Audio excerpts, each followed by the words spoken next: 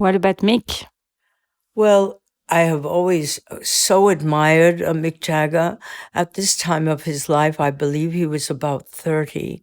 I also love the way he dressed in this case, a wonderful linen suit. It was May 1977. And he was just having a drink, seemingly by himself.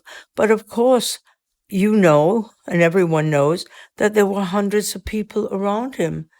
But for that second, no one seemed to be next to him. And therefore, I didn't have a conversation with him.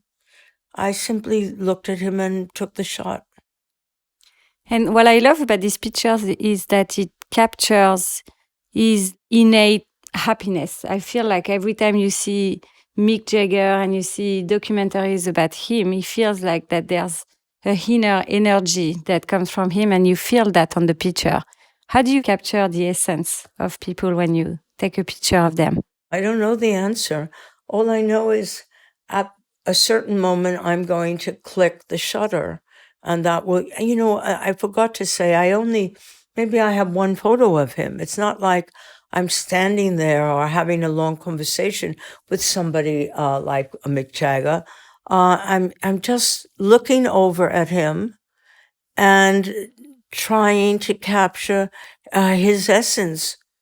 And when I'm successful, I'm really successful. Probably not every time, but that time, yes. Seems like a very intuitive process. Yes, I think the word intuition is the word. I mean, it's not something that I would ever sit down and think about. Of course, I spend a lot of my time looking at images. I love to look at Brassai and William Klein and Avedon and et cetera, et cetera. So in a way, I'm always looking at the masters. I don't know if I'm absorbing anything consciously, but maybe unconsciously. I can't say really much more. Thank you.